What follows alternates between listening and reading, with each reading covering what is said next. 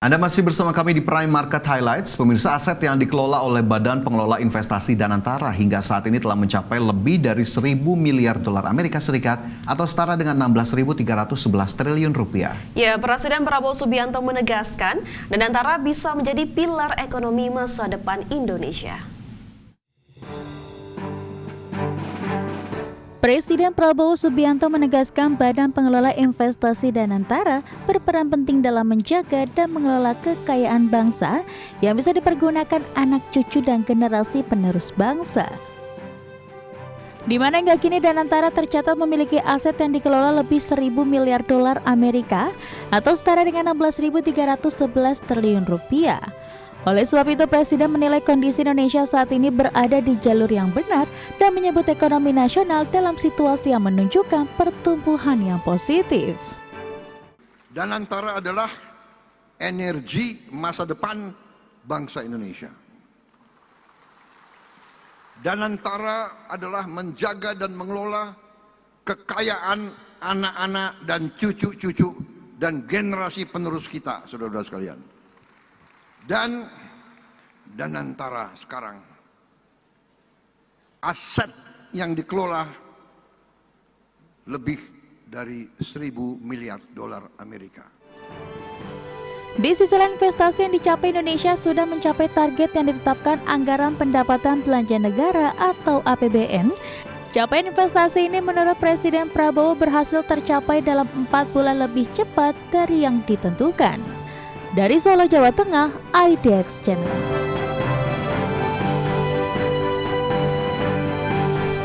Realisasi investasi 2025 dinilai berhasil tercapai dalam 4 bulan lebih cepat dari target yang ditetapkan dalam APBN.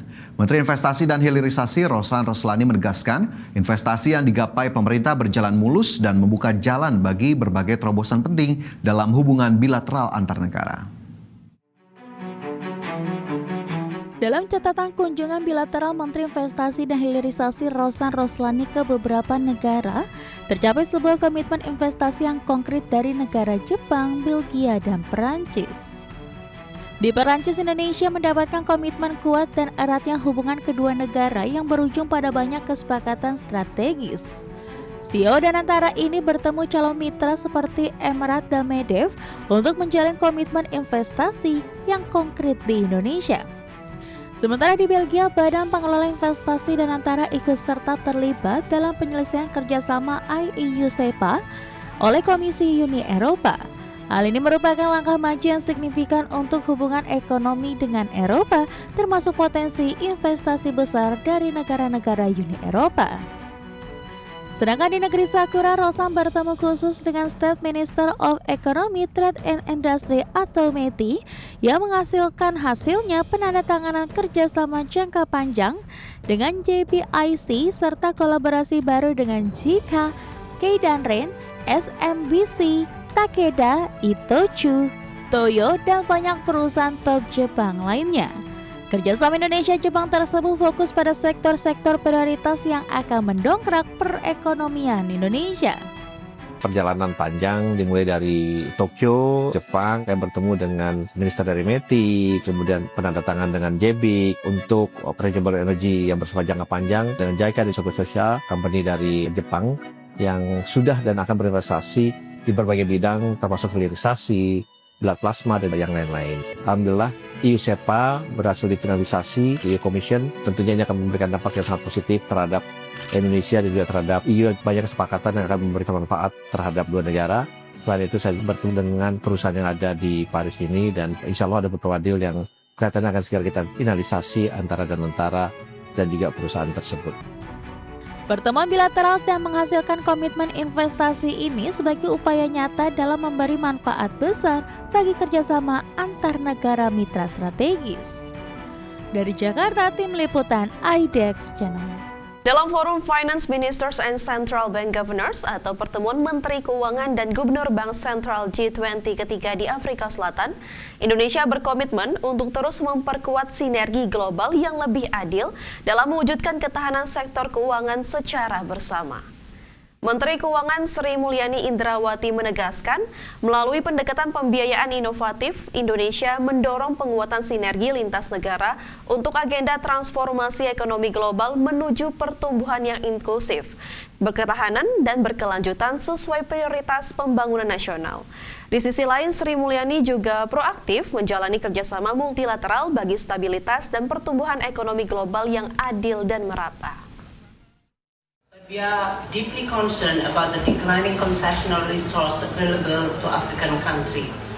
The G20 must act not just as a forum of economic power, but as a partner in shared progress. At the heart of our approach is country ownership. Financing gap remain wide, but we are continue optimistic we will. Menteri Energi dan Sumber Daya Mineral Bahlil Lahadalia angkat bicara usai Presiden Prabowo melakukan negosiasi langsung ke Presiden Amerika Serikat Donald Trump terkait tarif impor Indonesia ke Amerika yang sebelumnya 32% menjadi 19%. Bahlil memastikan Indonesia bakal melakukan impor energi dari Amerika Serikat untuk komoditas minyak mentah dan LPG, termasuk impor BBM dengan nilai di 10 hingga 15 miliar dolar Amerika. Proposal ini jadi salah satu bentuk negosiasi Indonesia agar Washington DC berkenan memangkas tarif impor bagi barang-barang dari Indonesia yang sebelumnya dikenakan 32%. Adapun kerjasama terkait tembaga, Bahlil memastikan negeri Paman Sam tersebut harus tetap mengikuti aturan di Indonesia, khususnya menyangkut hilirisasi. Bahlil belum dapat memastikan apakah akan mengirimkan dalam bentuk tembaga yang sudah dilakukan hilirisasi ataupun bahan baku. Yang dilakukan oleh Bapak Presiden Prabowo yang langsung berkomunikasi dengan Presiden Trump, dan ini merupakan sebuah kemampuan negosiasi di atas rata-rata yang dimiliki oleh Bapak Presiden Prabowo. Yang kedua, sudah barang tentu dalam negosiasi itu salah satu materinya adalah proposal Indonesia kepada Amerika yang akan membeli kurang lebih sekitar 10 sampai 15 miliar dolar LPG, kemudian BBM dan crude. Nah, dengan proses deal negosiasi ini maka kami dari SDM sudah harus melakukan langkah-langkah dalam rangka menindaklanjuti dengan khususnya Pertamina. Ya, kalau kita berbicara tadi soal impor yang akan dilakukan Indonesia begitu ya, ini menjadi bagian kesepakatan antara Amerika Serikat dan Indonesia usai Trump menetapkan tarif 19% untuk Indonesia, dan tentunya penetapan tarif resiprokal ini ternyata belum berhenti sampai di sini ya, Vin, masih terus menjadi pembicaraan bahkan menuai kritik dan juga kontroversi. Tapi kita harapkan nanti yang kemudian akan dilakukan negosiasi antara Trump dan juga Presiden Prabowo nanti di September atau Oktober mendatang akan mendatangkan hasil yang lebih positif lagi, terutama untuk produk-produk Indonesia. Iya, benar sekali, Fajar. Dan juga ada sebuah, jangan sampai ya dengan kita mengimpor banyak dari Amerika Serikat dan juga mempermudah TKDN, jadinya melemahkan kita tergantungan ya terhadap impor ya. Apalagi Indonesia kan ingin swasembada energi ya, jangan sampai saja kita sampai ketergantungan untuk impor ya, begitu ya. Baik, kita beralih ke informasi lainnya, pemirsa. Menteri Perindustrian targetkan Indonesia masuk 10 besar produsen crude steel dunia. Dan informasinya akan kami hadirkan untuk Anda usai jeda.